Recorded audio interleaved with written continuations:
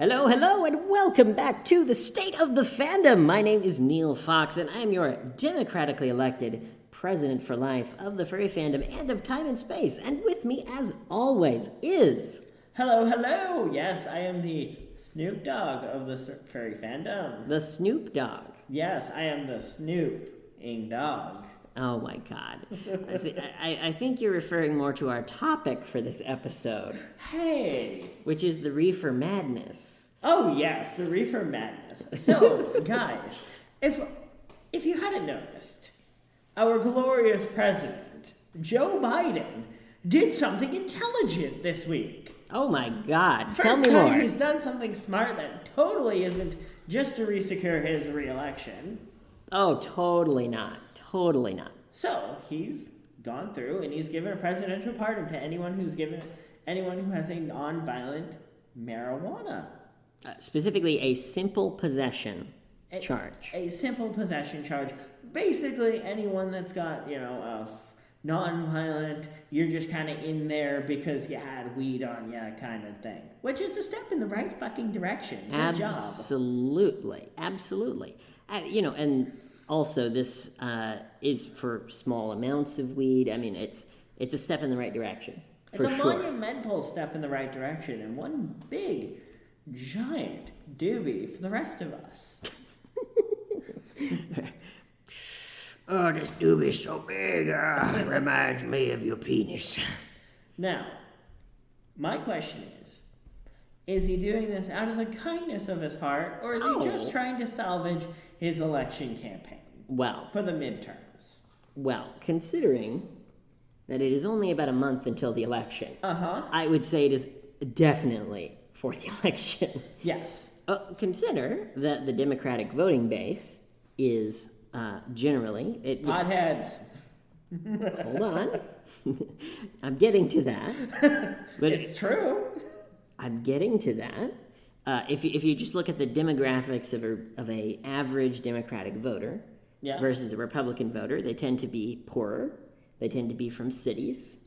They tend to be they tend to be from various different backgrounds. Republicans are almost all white, and then Democrats are from basically everyone else.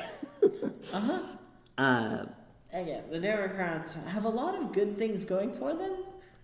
Unfortunately, their madness around business leaves them to being generally poorer. Yeah. Well, here's the thing. When you have a party that says, pull yourself up by your bootstraps, you goddamn hippie, and then you have another party that says, well, we should give some money to the poor when they need it, obviously people who are poor are going to vote for the party that's like, yeah, maybe we don't cut funding for food stamps. Exactly. Right. You need a combination of get the fuck up and dust yourself the fuck off, and good God, I'm in way over the fuck over my head. Right. Well, you need a little bit of both to make it in this world. Absolutely. I mean, this is something that is, it's wild that we haven't come to a consensus as a country, like many other countries have. Like in Great Britain, there is a debate over healthcare. The debate in Great Britain is not over if they should provide healthcare. The debate is over, like, what kind of healthcare should we provide? How much funding should we give healthcare? How should we pay doctors? Like, these kinds of questions are the questions that are being asked. It's not, if you have an aneurysm at the age of 4, you should totally have $500,000 in medical bills. Absolutely. Oh, yes. Like that 4-year-old who got cancer, that 7-year-old who got cancer totally deserves to have $1 million in medical debt. Absolutely. Yes. Absolutely. No, we need to come to a more grounded reality when it comes to the medical field. Yes. Yeah. And that brings us wonderfully into medical marijuana. Yes. So, what is a Schedule 1 drug? A Schedule 1 drug is a drug that has absolutely zero, keywords, zero any value, has zero value to the entirety of humanity, basically. Right. Well, and in particular, zero value to medicine. Yeah, exactly. So, I hope that there is no country in the world where you can go down the street and get medical meth. Well, actually, you can get medical meth in European countries.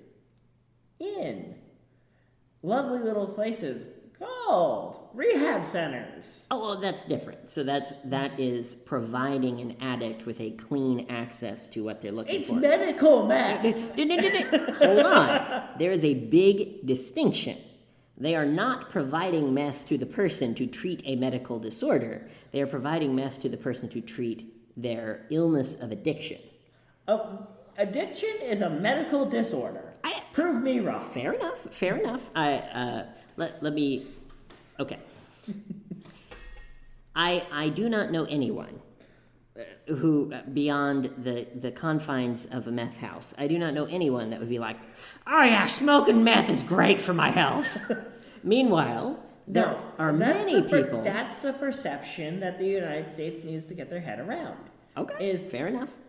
The drug itself, people take it as a cure for underlying issues that they don't want to deal with, or they don't know how to deal with. So they treat a highly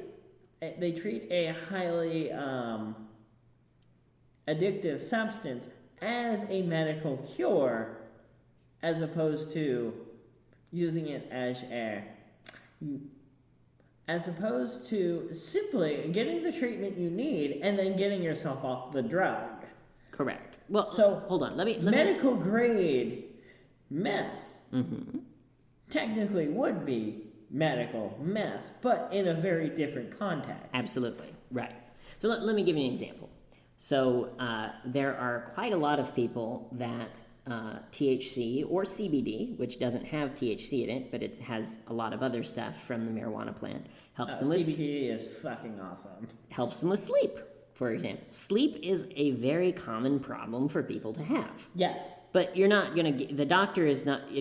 doctor in California might say, hey, you're having trouble with sleep. Take this healing crystal, take this weed, go have a good time. You're having trouble with sleep, maybe try some CBD before we put you on something stronger like Ambien or something like that. Whereas I would hope you're never going to find a doctor that's like, having trouble with sleep? Have you tried heroin? It's not the 1800s anymore where you can just put... Codeine and you put what was it, morphine in cough syrup? Oh my god. Well, they were putting cocaine in soda, so Jesus. Oh my god. You can still get cocaine and soda down in Colombia, by the way. Oh, well, sounds like that's where we need to take our next vacation. I'm joking. I do not want to do coke, other than the soft drink. I've actually heard people who have coke don't really understand the hype behind it. It's kind of a meh drug. Well, yeah, from what I understand, it only gives you a high for like 15 minutes. That's kind of fast. Yeah, I could go get weed-based lollipops and be knocked out for 3 fucking days. Right. But to finalize our point, when we talk about medical marijuana, the reason why so many states have passed medical marijuana laws is because it has a legitimate application as a medicine. So as one hell of a fucking pain reliever. Absolutely. And then for some people it helps resolve seizures, which is a huge problem for, not a large percentage of people, but for the people that it affects, it's a really big problem. And if, you can take a couple milligrams of THC every day and you no longer have grand mal seizures, your life is greatly improved. And it doesn't even need to be weaponized. It doesn't even have to be the highly concentrated weed at that point. Right. Damn near anything will do. Yeah. You can go in your fucking bathtub and call it a day. In your bathtub? Why would you take a bath? Oh shit, that's what my mother does. Your mother never ceases to amaze. Well, granted, my mother's house has 4 fucking bathrooms. So it doesn't really matter. It's got 4 bathrooms and 15 sinks. All right, everyone, make sure you wash yourself with the fertilizing soap so that your water waters the plants, thank you. You're welcome to have a bowl while you're in the shower. Just pick some fresh leaves off the vine. I'm just kidding. But yeah, no, shit, you can grow weed literally anywhere. Why do you think it's called weed? Because it grows everywhere. Like imagine if dandelions. You could smoke a bowl of dandelions and feel better with your chronic pain. Like, how wonderful. Weed grows everywhere, like dandelions do. They're virtually unkillable. It's great. There's actually been issues in the past of like farmers who the farm next to them is growing like a secret patch of weed. Yeah. And the seeds will blow over to the other farm, and they get busted. And they're like, oh, I didn't plant this. Where did this come from? Oh, yeah. It's terrible. We gotta figure out if we can grow weed here in Arkansas. I haven't checked. If we can, that would be fun. I would love to grow a couple plants. Yeah. It would help you out quite a bit. Yeah. Well, it helps a lot with my anxiety. It's a delicate balance, but if I have the right amount, it helps with my anxiety. If you have the wrong amount, you go streaking. So that is a libelous rumor, which happens to be true. If you have too much weed, you go streaking. Only one time. No. If I have too much weed, I just don't want to move. Which, to be fair, is an accomplishment for him, because he is in temperament very similar to, let's say, a 6 to 8 week old puppy, where everything is new, every smell is new. He wants to eat, and if he wants to eat something, it crowds out all the other thoughts in his brain. There are no other thoughts other than need food now. Yes. Hungry now. Give food. Yes. Yes. So it's amazing. What do you think is going to happen? So Biden said that he's requested that the Attorney General and I don't remember which other agency it is, but the agency that regulates the scheduling of drugs. He said that he has asked them to evaluate rescheduling marijuana as a different class of drug or removing it from the schedule list altogether. I think Joe Biden should just say, fuck it, I'm the president of the United States, it's no longer a scheduled 1 drug. Yeah. Hey, Biden, if you want to get elected, you should definitely do that. Hey, Biden, if you want my fucking vote, 1, stop chasing down guns. 2, take weed off the Schedule 1 drug list. 3, convince Putin to not annihilate the fucking world. It's hard for us to vote for you if we don't exist. 4, fire Kamala Harrison. Harris? I don't care about her name. Okay. Yes, we would prefer, Mr. Biden, that you had a running mate in the next election who was not a former attorney. Putting people in prison. Because she's going to reverse all of your decisions and destroy your entire legacy. Get rid of her. Oof. I hope that's not true. No. But it is very possible. No. So, do you think that he will remove the scheduling, or at the very least, make it a less... His pollsters are going to say, hey, you got to do X, Y, and Z, otherwise Kamala is going to be put in office and destroy your entire fucking legacy. Yeah. It's going to come down to other people saying, hey, get this fucking shit done. Or your time in White House is going to be 1 term, bro. Right. I hope to God that Trump is not the nominee for the next Republican candidate. But... Who else are they going to put? Hold on. Let me finish my thought. I hope that he is not the candidate. Yeah, me too. But if he is, And we have 2 years of campaigning between the angry Cheeto and the person that made weed legal. I cannot wait to see all the hippies and stoners protesting at the events. He gave us weed, man. Bro, don't vote for this guy. Biden gave us weed, bro. And meanwhile, you have the really starched, uptight Republican that's never done a weed in their entire life. How dare you speak to me this way? Bro, just try it. Just try it. Just one puff, bro. What if people just start, because if weed is legal, then I assume it'll be regulated relatively under the same laws as smoking. So like hold on one second. Yeah. Outside of an event, people will be able to smoke weed legally. So, and hell, half the states they can already do that. I can't wait until people are just showing up at political rallies, just smoking giant doobies, making all the Republicans smell like weed. They go home to their wife. Husband, how was the rally at Donald Trump? Oh my God, you smell like the devil's lettuce. Boyd. Oh yeah. How could you? So Linda, it's not what you think. I didn't smoke the reefer. I didn't. I was surrounded by hippies. We just have 8 million Eric Cartmans going, I hate hippies, brah. Well, Respect my authority.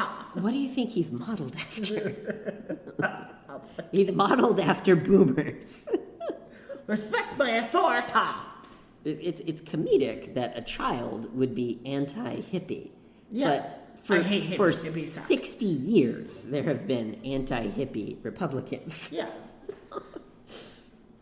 And again, as I have stated in previous podcasts, it's not that I'm like, oh, Republicans are right and Democrats are wrong, or Democrats are right and Republicans are wrong. I'm of the opinion they're both fucking idiots at this point. Correct. And but we've reached the point of we have extremes on both sides. Yes. Not even talking, having unqualified idiots at screaming matches with each other, going, I'm right, you need to shut the fuck up and listen to me, and I'm right, you shut the fuck up and listen to me. Meanwhile, in the back, they're like, hey guys, so, we're the only 4 sane people in this fucking room right now. We're the 4 sane people. Mm-hmm. Let's go just talk to the president while these morons are having conversations. Knock, knock, knock. Hey, Mr. President, we got a couple problems. We need your assistance, but it needs to look like we did it. Right. So how the fuck are we going to get Mitch McConnell and Harold and Kumar over there to work together? You don't think that Mitch McConnell is in on these conversations? He is a master actor. He knows his base. He knows his base likes when he dunks on the Democrats. But he is a politician. What he cares about is getting reelected. And getting money. And having power while in office. And at the present time, this was not the case 100 years ago, but at the present time, creating division gives you more power. It really does. Yes. Division creates power vacuums that you can exploit. Yes. Well, and the more divisive that you are, the more angry that people get on cable news and Twitter and whatever, the more angry that people get, the more views that you make. Again, why do you think that Trump got elected? It wasn't because anyone wanted him as the candidate. I mean, there was a small base that did, but he didn't even show up to half the debates. Most of the people... He just did his own fucking thing. ...didn't want him as the candidate. But the voters would give views to whatever program put him on. Exactly. And so we went from, oh, it's a joke, to, oh, well, he's in, but he's not going to win, to how the fuck did he win? God damn it, Pennsylvania! God damn it, Michigan! Exactly. Again. If Trump just stayed off of fucking Twitter during his entire campaign would be completely uneventful. It certainly would have been less eventful. I mean, consider that he's still doing rallies. He's still up to all his shenanigans that he was doing during the campaign. Yeah. But because he doesn't have Twitter, he's not in the news every single day. Thank fucking Christ. Now it's Ukraine. Me personally. Now it's Ukraine, it's the local hurricane, it's the next 18 mass shootings that we've had every single day. Apparently, an entire police force just got let go. An entire police force in Ukraine? No, an entire police force down, I think it was Tennessee, Texas. I forget what the fuck it was. Well, they can go and bother people on the street in a different job. Exactly. Maybe they'll become Scientologists. We're just gonna let the entire police force go. What the fuck did they do? Jesus. So we're massively racist. As I take my glasses off, I go, you let go the entire police force. Who the hell is running the state? Who's being the police force in this town? Oh, the state troopers. Oh, thank God. Jesus. Wow. I mean, to be fair, sometimes the only solution when you have That much corruption. crate of rotten apples is to just get rid of the whole barrel or get rid of the Burn whole the crate. apples. Like that, it is a I would have to research this story because I don't know anything about it. Yeah. But like that's a drastic step. But sometimes it's necessary. You hear sometimes of these things happening in corporations. If we fired 100 people who were all in on this specific conspiracy to defraud the company or something like that. Yeah, that's one thing. It happens from time to time that you have to fire a bunch of people, even though it sucks. Yeah. Well, Granted. Now, on to our next segment. Ukraine. Apparently Putin doesn't know if he wants to use nukes at the moment. The United States keeps threatening Putin to just back the fuck off, bro. right. And the Ukrainians are slowly retaking their territory. Mm-hmm. Between the completely illegal and completely illegitimate referendum they had. Right. Genius! It's interesting to me that, a couple hundred years ago, Napoleon takes over a territory. He doesn't hold a referendum with the people. No, it's mine. It's mine now. And then, but in this modern day, for whatever reason, we've put this like crown on top of democracy of like, oh, it has to be democratic. It's like, well, yes, if democracy leads to positive outcomes, then great. But just doing a sham democracy, I mean, it's no better than it could have anything legitimately. Okay, the only reason why. Here's how you would get such a high referendum vote in favor of Russia is because all the Ukrainians aren't fucking there because everyone left. It's just a town. It's just a region full of Russian sympathizers, basically. There's just like 15 Putin fetishists still there. We worship Putin. We build shrines to Putin in our garages. Yes. We worship the great leader Putin. Again. Oh yes, Putin, he's so amazing. He's so good at his job that he's going to be deposed and possibly murdered by... Oh, they're also rounding up a Russian scientist that worked on their ballistic programs. Why? Because if I had information valuable enough to be shot over, I would I'd be watched at all fucking times if I was in Russia. And B, yes, you are going to be round up on trumped up charges. Oof. Because That's terrible. Because Operation Paperclip was such a very successful campaign, and Russia doesn't need a second Operation Paperclip. What is Operation Paperclip? Well, Operation Paperclip happened after World War II when we round up all the German scientists who are working on Jesus weaponry. Wow. Ooh. And we gave them amnesty. Come work for us, or you get thrown in the Nuremberg trials and killed. Your choice. As an aside to the audience, I'm very impressed that you said Nuremberg correctly. Well done. Thank you. You've watched many documentaries. Well done. I have a weird purview of Dan has history. a very strange patchwork of knowledge. Yes. Dan, who built Mount Rushmore? Gutzon Borglum. Why? What state is it in? I don't know, Ghana or something? We love Dan. Dan from Dan Versus is such a funny character. Oh my god, that show. Hidden gem. If you've never seen it, it's on Amazon Prime. Wonderful show. I'm kind of like Dan. Neil over there is kind of like Dan. I'm kind of like Elise in some ways. You're like Chris in a lot of ways. I'm like Chris. Especially in your obsession with food. I'm like Chris in a lot of ways. Come on, Chris. We're gonna burn down the teacup ride at Disney World. Come on, Chris. It's wronged me.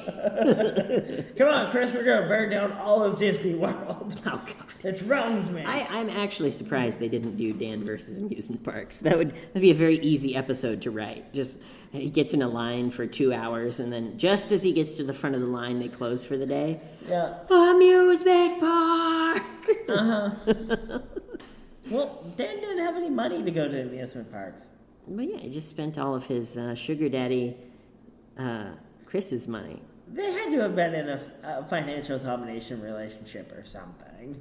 Okay, just to bring the podcast audience up to speed, we have a theory. Yes. That Dan from Dan Versus, Elise, and Chris are all in a romantic relationship. Yes. With Dan as a little. Do you want to describe to the audience what a little is? I don't think our viewers are ready for that knowledge, so just go look up littles yourselves, guys. And not little Debbie. Basically, it is adults who, whether in a sexual or non-sexual context, want to pretend to be younger than they are. So they may pretend to be a child or a baby or a teenager. Yes. Or whatever. It's one of those fetishes that just exist. Yes. And much like furry, for some people it's a sexual thing, and for some people it's not. It's a the human mind. The human mind is a very interesting thing. But we think, with a lot of evidence from the show, that Dan is actually a little in a relationship with Chris and Elise. As an example, he's at the end of one episode, the conclusion of the episode. Chris says, do you think we will ever get a child? And Elise says, I think we already have one. And then it pans over to Dan. I'm like, if that ain't as confirmation as you can get. And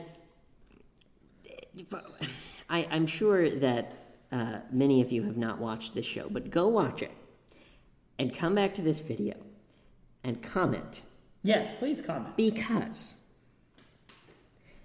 look at their relationship. Why would Chris, and especially Elise, but Even just Chris, why would Chris put up with Dan? I mean, Elise makes 6 figures a fucking year. Guarantee it. Yeah. Well, but it all makes sense if they're fucking each other. If it's because they are all very horny for each other, then all the weird, putting up with all the weird behavior makes sense. That's just just a form of foreplay at that point. Exactly. And they can't possibly ever go to prison for the shit they do, just because Elise's position in the government makes her virtually untouchable. Right.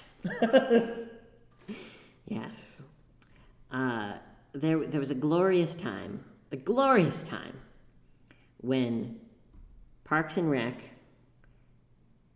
Dan Versus, The Office, and My Little Pony were airing episodes all at the same time. Yes. Glorious! Pink fluffy unicorn dancing on rainbows. And interestingly enough, it's got Dan in it.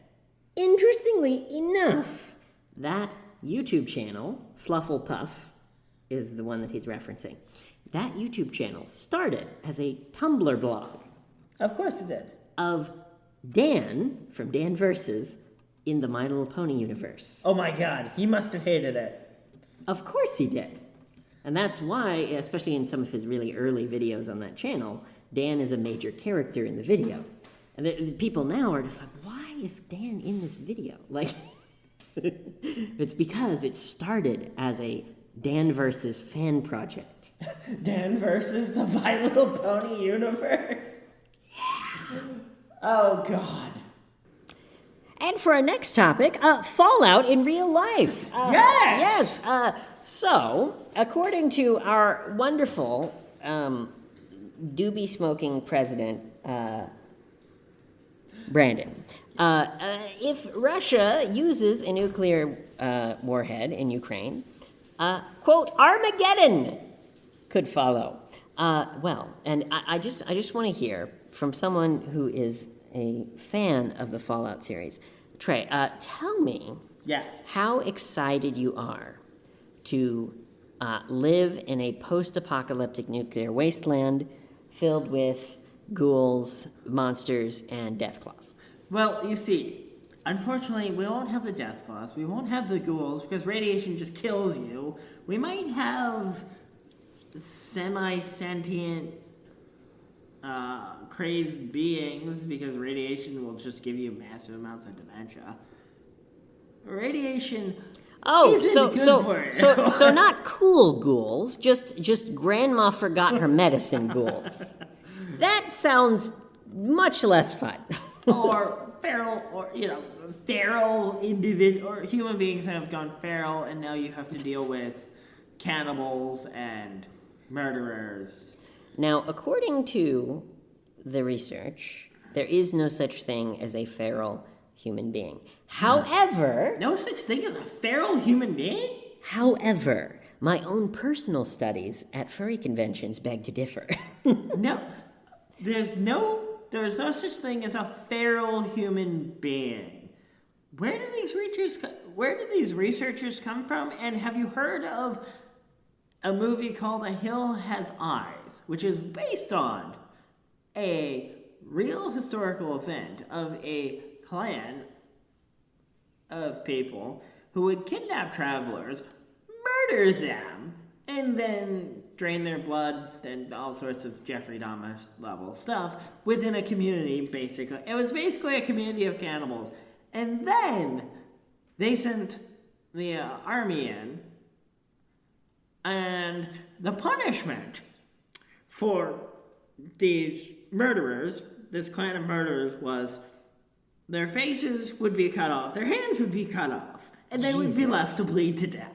Oh my God, that is terrible. Well... Yes. This happened in like the 1800s or some shit. Okay. Well, an anthropological researcher would say, and you can agree or disagree with this, but an anthropological researcher would say, well, if those people were acting in accordance with their ancient culture, then that's not being a feral human being. That is just being a human being in the context of their society, which, I would say the Native Americans have the right idea. My God! Human beings that engage in cannibalism when there's food to be found is a feral human being. Well, you are welcome to have that opinion. again, we are talking about the anthropological research. But I would say they're a little bit off the mark. The Link Labrador research is oftentimes very different from the research literature. Yes, the research of the literature. I think my personal favorite, and this is a joke, my dear. I know. My personal favorite is when he says, "I've been researching a topic," and I go, "Mm-hmm." He goes, "I've been reading about a topic," and I go, "Oh, have you?" Yes. Now, tell me, where did you get this information that there are 10,000 T-Rexes living underneath the Pacific Ocean in bubble domes filled with helium? Well, obviously, I got the information from Coast to Coast AM. And NPR. I love listening to NPR. I'm Ira Glass. This is NPR. I'm Ira Glass. This is NPR. Here we have one of the great researchers who has discovered 10,000 T-Rexes living under the ocean in bubbles, very similar to the bubbles in Episode 1, The Phantom Menace. Now, researcher, tell us how you found this fascinating information. Oh, it was TikTok! It's always TikTok! Yes, I'm George Norrie. Tonight on Coast to Coast AM, we will be talking about aliens. I love you, George Norrie. I care about my future husband very much. I love him very much. But every single time, including a year or so ago when he first told me, every single time that he told me something like, "Oh, I learned it from Coast to Coast AM." I love Coast to Coast AM. It's fucking crazy. Do you remember? Do you remember a person named Link Labrador?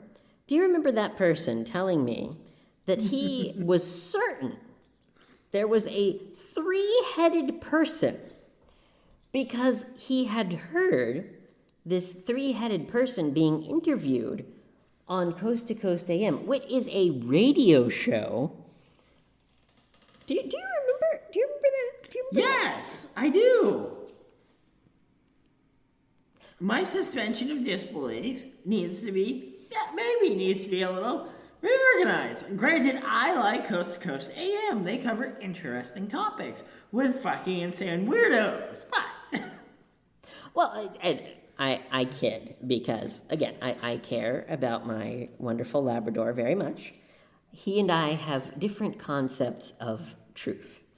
In my view, as a person who is a materialist in almost all respects, I say, well, if there's not concrete research, evidence, literature to back up a claim, then to me it's not true. Whereas to my wonderful partner, wow, he just from what I can tell, he just enjoys weird information. I do. And you know, and if it happens to be true, it happens to be true. If it happens to be false, well, it was an interesting story. See, and meanwhile, if you turn on a conspiracy video on YouTube and they go something like, oh, this came up on your TikTok the other day. It was so funny. They go, yes, the pyramids.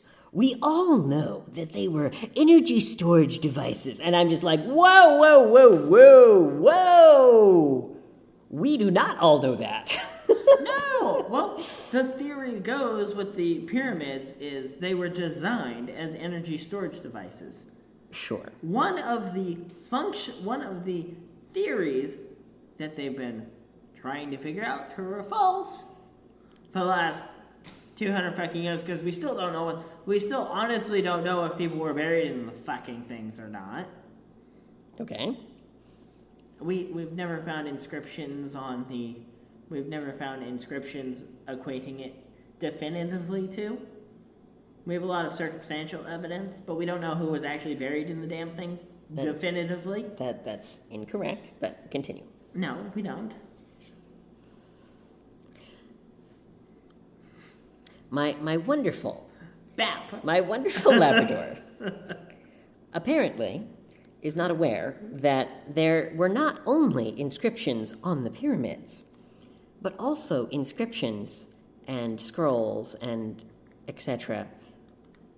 that were not in the pyramids and can corroborate things like which king in a great lineage of kings built the pyramids. Because the building them is one for thing. himself! Building them and having him interred in are not mutually synonymous with each other. Well, we can agree to disagree. Just because you build a damn thing, just because take for example, Trump Tower. If you had built Trump Tower, 1,000 years from now, and someone reads Trump Tower, would they assume Trump was buried in Trump Tower? Yes, if there were inscriptions and scrolls saying that he was. Now, those people could have been lying. Yes, they but could have been.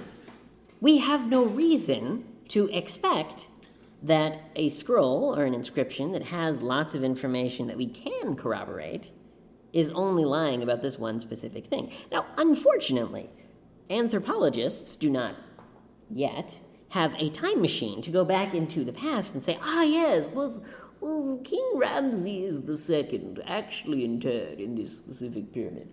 We don't know. That's what I'm saying. But we have circumstantial evidence. We have evidence of what happened.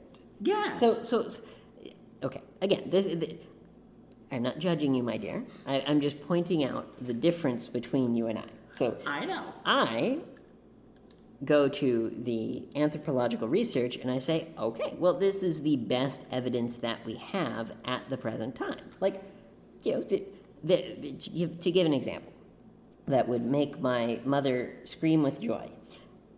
Yes, it is possible that the theory of evolution is not true. It is possible, but it is only possible in the way that a scientist would say everything can be disproven. Everything. There is no dogma in pure science. Now, of course, scientists are human and fallible, but in pure science, there is no bias to one idea or the other. Well, yes. So, from a scientific perspective, we look at the evidence and we say, okay, this is the most likely to have happened. Whereas my wonderful Labrador looks at the evidence and says, well, why? That's just 17 parchments say that. It could be something else. Who knows? Well, that's the thing. And then we take the holiest city in the entire fucking world. Branson, Missouri? No. Just kidding. We take Jerusalem, the holiest city in the fucking world. You got 8 religions all warring over the thing, and they haven't figured out. They're all worshiping the same dude. Chill the fuck out. Yes, so that is part of your spiritual philosophy of just go with it, man. Just roll with it, bro. You got more important things to worry about. Yes. Fair enough. Fair enough. You would love the Baha'i faith. I don't know if you have studied it. No. It's a relatively small religion. There's only about 5 million people in the religion as a whole. Relatively small. It's only 5 million. Yeah, that is a small religion. There's many tens of millions of many other faiths. But I mean, Christianity is basically just heresy. Heresy? Yeah. Or Pharisee? So. I'm not a big fan of Christianity. They have a lot of flaws, and quite frankly, they have one too many rapists and pedophiles for me to really get behind their whole message of... Yes, if they had one fewer rapist and pedophile, then it would If they didn't defend the damn things. Yes, it is unconscionable that the Catholic Church hid these abuses for so long and denied them when they were exposed, and then continued to protect the people who were exposed for many, many years. At least the Muslim religions are all pretty upfront and honest about what their expectations are. You either follow us or we kill you, or you lose a hand. They're pretty upfront about their whole recruiting policy. Oh, but Islam is a religion of peace. They're just as active with raping little boys, but you know what? They believe it or not, the whole raping of little boys thing, for the Muslim religion, that's just a Tuesday to them. I would have to confirm that because I am not read up on this topic, but I don't know. Yeah. Again, all organized religion have massive amounts of what we would deem in this country and in many others. Granted, what happens in the Middle East is their own fucking issue, and I'm not about to start dictating to them what's right and wrong, okay? Right.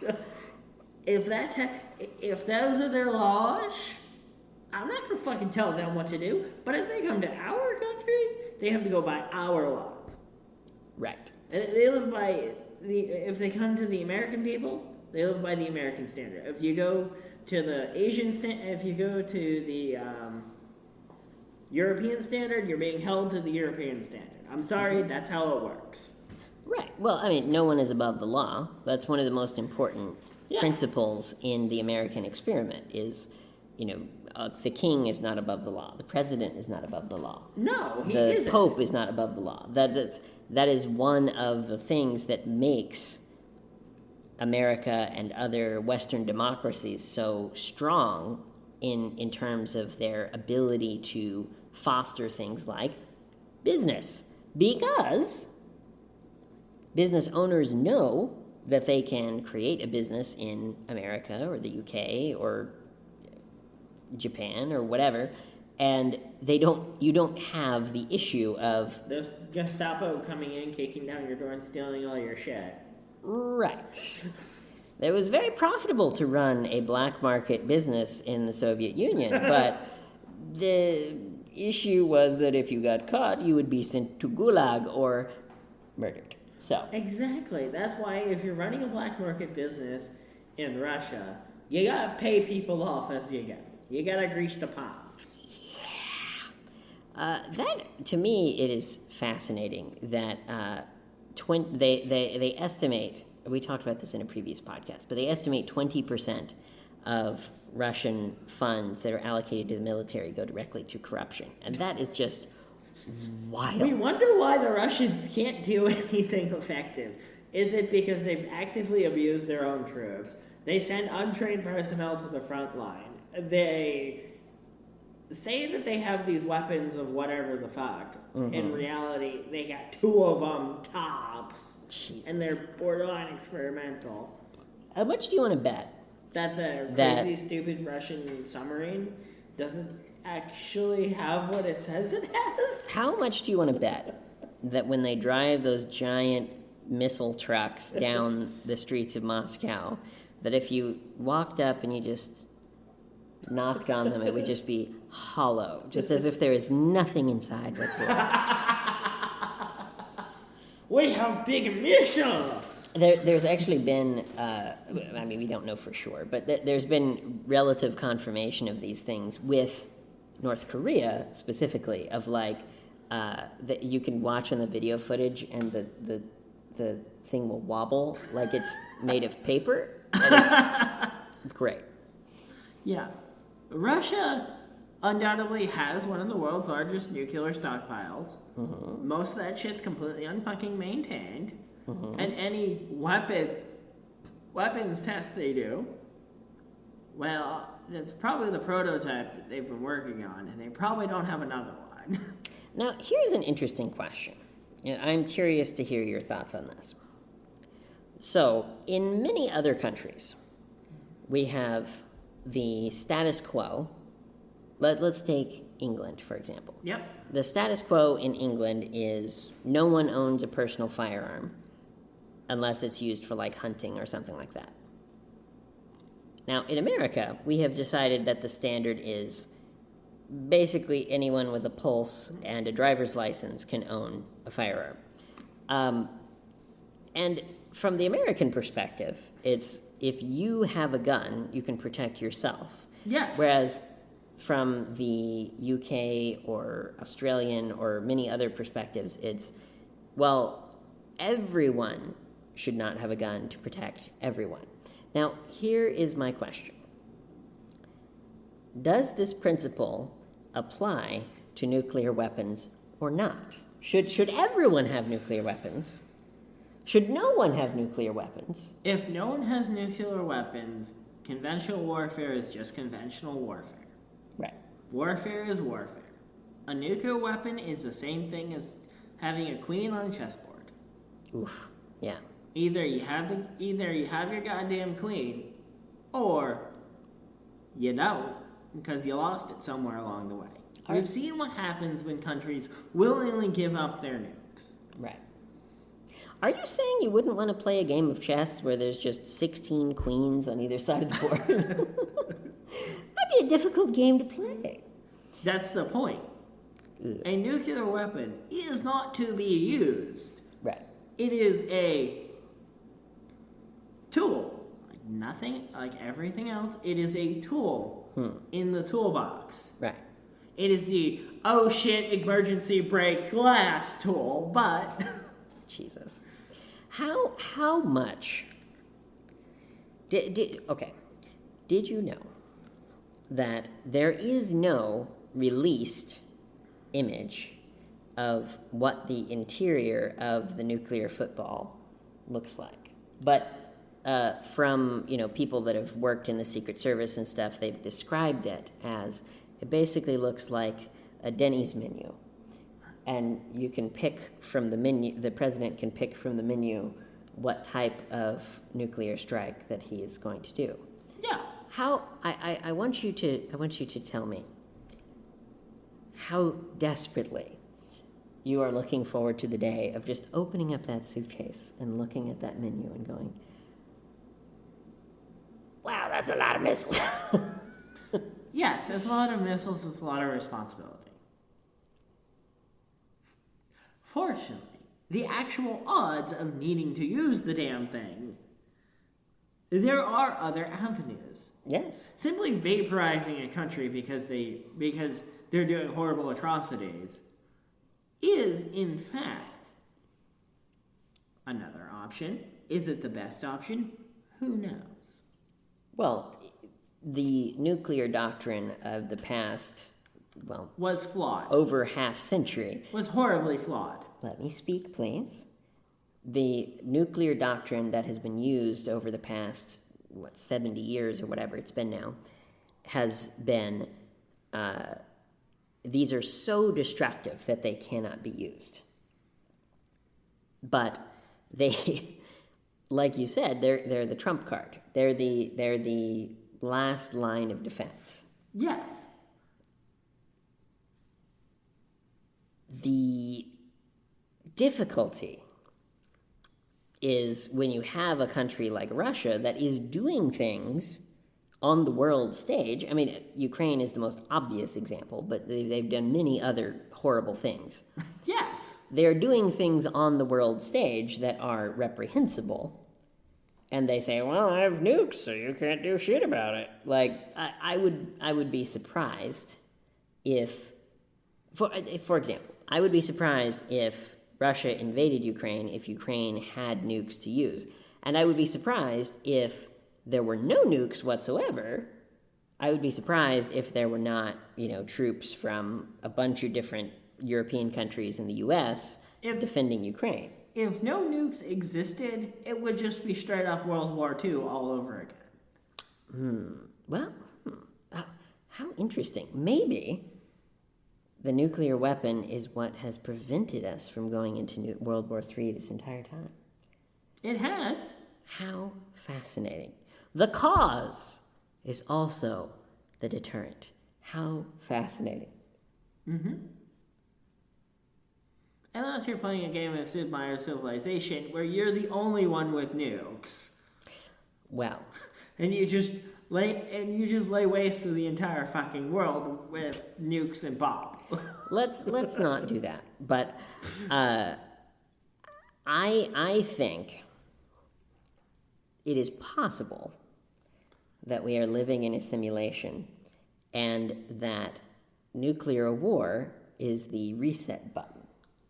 Because if, stay with me, if human consciousness is what is important in the simulation, which there is no, it would be impossible to prove that is the truth. But if it is, if the person, in the far future running the simulation, if the person running the simulation says, well, human consciousness is what is important in the simulation, and human consciousness ends, then that's game over. That's the end of the simulation. Well, here's the thing. Here's why we're in base reality and not a simulation. Okay. 1. Human life is a Van Neumann probe.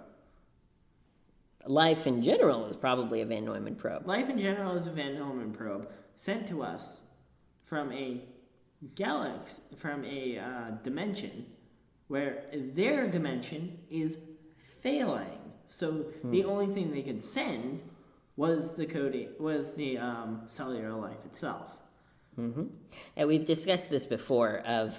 There are theories as to what could be done in the very far future when there's not very much energy left to transfer around in the universe. I mean, this is 10 to the 50 years in the future. It's a very, very long time in the future. So lots of time to prepare. But it is possible that this far future civilization could gather energy from something like a black hole, for example, and they could then use this energy to transfer something into a younger universe, whether that's creating a new younger universe or whether that's to a universe that already exists but just is at a younger age than the one that they're currently in. Or, alternatively, they create a younger universe that supplies power to the dying universe, and they have an infinite amount of younger universes supplying power to the main universe. Yes. How fascinating that would be. And so the possibility that he's bringing up is it is possible that life, cellular life, DNA, plankton, whatever, depending on the theory, depends on like what you could send through the portal, so to speak. But let's say it was just DNA.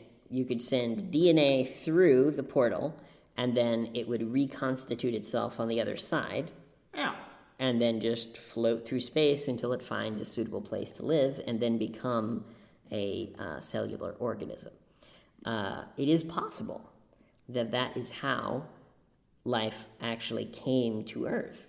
We don't know, but it's possible. One of the ways that we will be able to find out if that is likely or unlikely is if we find life on other planets or on other star systems, if that life is similar to Earth life or not. So turns out the FBI, CIA, and governments of the world have found this information. They just don't know what to do with it. Who knows? One of our missions, if we wind up in the White House, is to go through all of the classified stupidly top secret information, and then assess, do we tell the populace or not? I cannot wait for us to be in the Oval Office.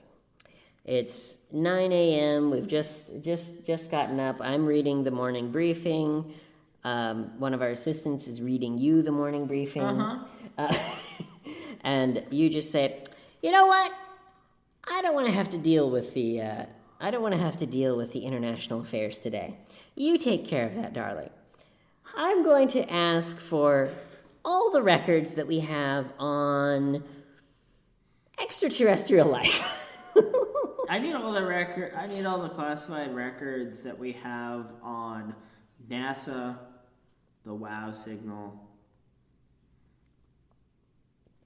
and whatever else I come up with. I'm like, I just need all these records. I need all the records on Bigfoot that there are.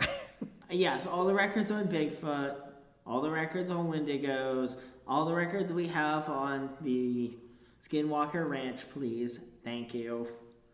If not, you don't have any information, get some fucking drones over there. I need information on that, please. I bet. Hey, George Norrie is the vice president. You got a moment? I bet that you will have one of those special direct phones that just goes directly to Coast AM, and they are just praying. They are just praying that it's going to ring that day. Hey, George Norrie, I got some news for you. Skinwalker Ranch is actually a sex cult. Yes. Go ahead. Like I said, yes, George Norrie, it's the vice president. All this information you have on aliens and whatnot, I'll send a jet over. I'll send a jet over and the FBI over. Your office, my office, now. Hello, this is a very special episode of Coast to Coast AM, transmitting from the White House. Yeah. We've transmitted 17 episodes this month from the White House because our greatest ever listener, yes, our wonderful, most dedicated listener of all time, has just found all of the CIA's records on Bigfoot. Yes. Turns out, Bigfoot is actually the code name of a genetically engineered species of space chimps. They went into space on the spaceships. Uh-huh. On the chimp rockets back in the 60s, and then one of the rockets fell back down, had a male and female chimp, fell on a deserted island, and, just grew from there. Just kidding. Yes. Well, the Bigfoot urban legend's been around since Native Americans back in the 1800s. Sure. Bigfoot's been around a long time. Sure. I hope that you do find a Bigfoot, because I hope that it is a big, sexy Neanderthal daddy. Because it's just a member of a hyper advanced civilization that's figured out teleportation. Because here's the thing. Neanderthals had bigger brains than modern humans. Yeah. And we share something like, I think it's like 5 or 10% of our DNA with Neanderthals. So that means that not only did they coexist with humans, but at least some humans found them sexy. Yes. Which I just find hilarious. So what really happened to the Neanderthals? Were they all just fucking murdered? The speculation, and this is only speculation. It is speculation. Obviously, we don't have written records from this time because writing had not been invented yet. No, not yet. But the speculation is that, so monkeys, chimps, gorillas, bonobos, etc., and Neanderthals as well, all of these different species tended to live in relatively the same area for a very long time. Yes. So they might, you might find an orangutan colony has, moved a couple of miles, but like it's not gonna dramatically. They're not gonna build a ship and go across the ocean. No. So what happened with humans and Neanderthals? What happened there? Because monkeys are still around, apes are still around, chimps are still around. But Neanderthals, not so much. I'm getting to that. So the speculation is that humans were stupider, more violent, but also more curious and exploratory than Neanderthals. Okay. So you could think of it, here's the way to think of it. If you have two types of bacteria, or single-celled whatever, if you have two types and one multiplies twice as fast as the other, then the one that multiplies faster will take over the whole petri dish eventually. Yeah. They'll crowd out the other one. And so we can see this happening even in modern times, where, there's thousands of species that have gone extinct because humans took over their habitat. Even if they didn't directly kill them, which humans usually do also. But so the speculation is that human beings spread faster And also, again, we're more exploratory than these other species. So the need to explore, the need to conquer, is something that, as far as we know, is relatively unique to humans, and probably was not in Neanderthals because they didn't. The evidence that we have is that they didn't spread over the entire planet. They were only on a specific area. Yeah. We don't find Neanderthal skeletons in Australia because you would have to build a boat to get there. Good point. And I find these types of things so interesting. The species that were in Australia when humans got there, for example, or in South America or whatever, you can have an entire career studying, like, okay, well, this species came from when the two continents were touching each other.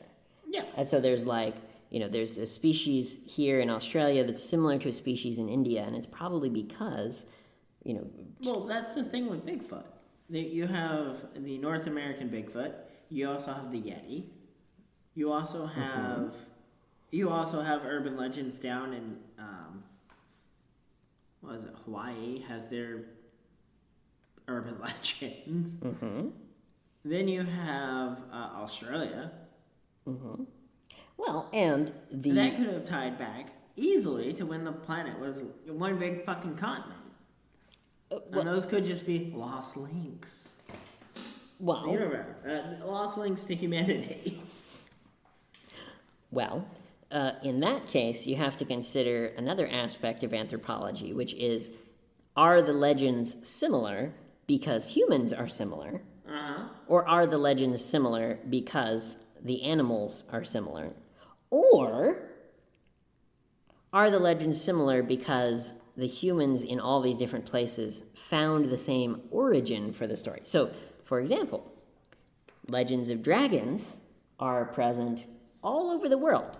Yeah, they are. There's legends of dragons in the tip of South America, very far away from many other human cultures. Of there's legends of dragons in ancient China. There's legends of dragon-like creatures in Native American lore. Well, we also have pyramids built everywhere. Right. That are all relatively the same. And then we have Gothic cathedrals that are built relatively the same across the fucking globe. Right. Well, Gothic cathedrals were built the same because people shared the plans with each other. Yes. Now, is that saying people shared the plans of building pyramids with each other, or did everyone figure out how to build pyramids relatively at the same time? Well, the most likely, and again, we don't know for sure because a lot of this is before written history, but the most likely reason that a lot of the pyramids look the same is because it is a type of structure that is relatively simple in concept, stone on top of stone on top of stone. You give a kid a pile of blocks, and eventually they're going to build a pyramid. Like it is a shape that is easy to conceptualize. Yes. And it is a shape that is exceptionally good at standing the test of time. It is. So, in all likelihood, you would have, let's say, humanity blows itself up with nukes, and you're an alien scientist, and you come to the Earth, 100,000 years in the future. They're going to be like, wow, these humans really liked pyramids. Look, we got pyramids here in Egypt. We got pyramids. Well, they wouldn't call it Egypt, but whatever. Exactly. Because those buildings are still going to be there in 100,000 years, whereas our skyscrapers and buildings made out of fucking 2x4s are not going to be there. So they're not going to go, well, these ranch-style houses, humans really like these ranch-style houses. The alien scientist is going to be like, oh, wow, they really like pyramids. But it's not because the pyramid was a specifically, super popular type of architecture. So is a tomb just an underground bunker for the soul? Absolutely. And with that marvelous observation, with that marvelous observation that Egyptians were the preppers of The afterlife. 6,000 years ago. Thank you so much for listening to the podcast. We greatly appreciate it. Please share the podcast with your friends. Well, that leads me to another thought. If bunkers are also endemic to society, our bunkers will survive 100,000 fucking years. And eventually people are going to find them and say, hey, aliens are going to say, hey, these people really like to build bunkers. I wonder why. Right. Well, at that point, the half-life of the radiation would have dissipated. Mm-hmm. Well, let's give an example. So there were civilizations in the Mesopotamian region, and there were civilizations in China around the same time that there were civilizations in Egypt. Yes. But the reason why we have so much evidence of the Egyptian culture is because they mummified their dead and they built mausoleums. It's not that the people in Mesopotamia or India or China didn't have as complex of a culture, but China had mausoleums as well. Right. Very famous ones that we still don't know what's inside of the damn things because they're akin to a saw trap to try and open up. Wow. But again, that's my point. Is it's a concept called survivorship bias. So the thing that survives is the only thing that is available to study. Yeah. We don't have the books from the Library of Alexandria to study, so we do not have that knowledge. We do have the knowledge, incredibly enough, of many of the Greek writings because Arabic scholars copied them down. Speaking of that, they just found another chapter of which book again? Well, to set up this joke, I, as a Game of Thrones fan, have been waiting, personally, nearly a decade, and it's been a total of 11 years since the last book in the Game of Thrones series was published. And, of course, the internet, seeing that a new chapter of the Epic of Gilgamesh had been found, said, new Epic of Gilgamesh just dropped before the Winds of Winter. So funny. So, yes, a scientist, to answer your question, a scientist of the future is much more likely to find a bunker than they are to find a skyscraper. Yes. Much more likely. And so whatever is hidden in those bunkers, if they find Iron Mountain, then they just have a complete lexicon of the entirety of human history, but hey. If they find the bunkers made by Scientology, they'll have all of L. Ron Hubbard's books, which just, it pains me to my very core that it is possible that the only piece of human civilization from the 20th century that will survive into the far future is fucking L. Ron Hubbard's writings. Well, there's other bunkers out there. Yes, and we can only hope that they saved Twilight or something. I don't know. We must inscribe Twilight on metal discs, yes, and bury it 200 feet underground. Platinum discs. Oh my God. Yes. Well, this has been a wonderfully enlightening show. And I've already started the outro once, but that's okay. We had ADHD brain there for a moment. That's all right.